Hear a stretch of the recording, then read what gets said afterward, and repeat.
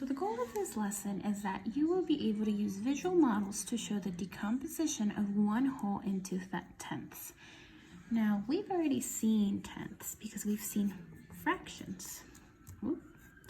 Fractions. But now you're going to start seeing decimals. So how do decimals change? And how are decimals kind of like fractions? So before we even get started, if I told you I had 1/10,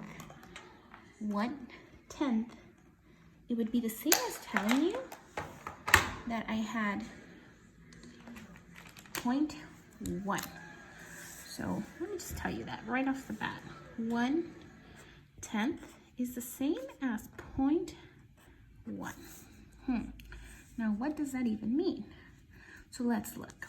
This is 1, 2, 3, 4, 5, 6, 7, 8, 9, 10. So these are, as we know them, these are tenths.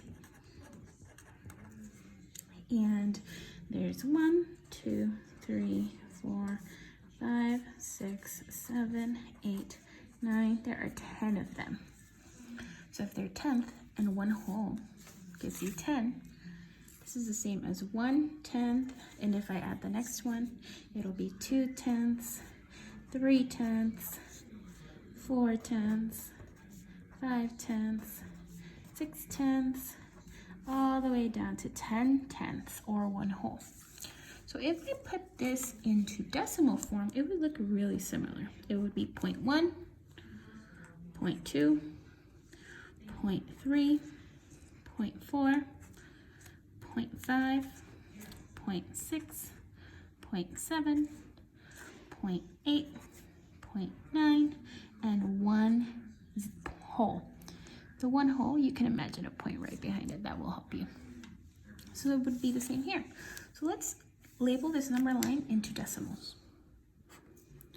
1/10, which is the same as 0.1, 2/10, which is the same as 0.2, 3/10, which is the same as 0.3, 4/10, which is the same as 0.4, and so on. Okay, I don't want to waste time on that. So when there's a decimal number, any decimal number, that just means that with the number, there will be a point, or it will look like a period. There will be a point. So examples of decimal numbers would be 1.2, 3.1, 0.2. See how the point is in every one of them? These are all decimal numbers. A decimal fraction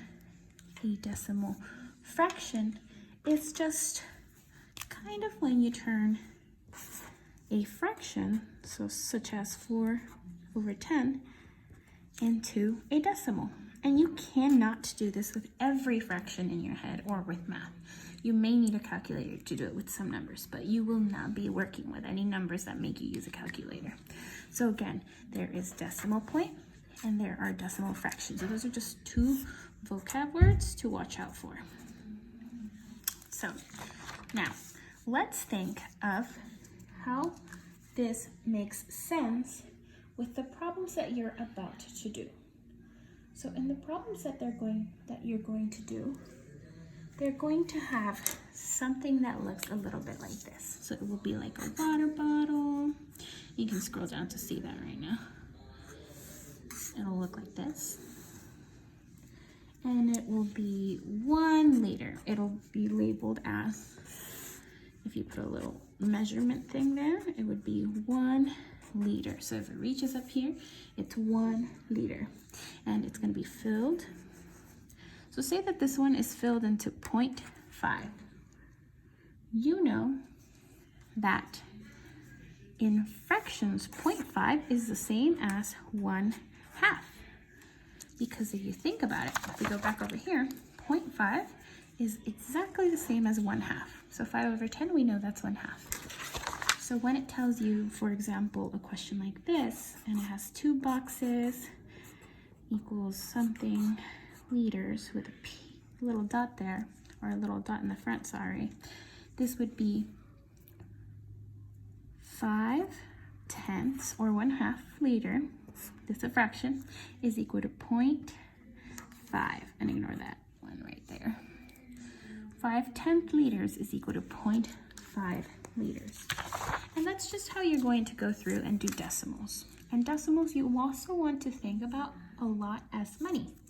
Because if you think about it, these 0.1, 0.2, 0.3, 0.4, 0.5, 0.6, 0.7, 0.8, 0.9, and 1 is the same as tenths. So if you had 10 cents, 20 cents, 30 cents, 40 cents, 50 cents, 60 cents, 70 cents, 80 cents, 90 cents, $1, that's how decimals will work. And the big takeaway for this lesson is that 1/10 is equal to 0.1. 2/10 is equal to 0.2. 3/10 is equal to 0.3, and so on and so forth, until you reach 10/10, which you already know is 1 whole.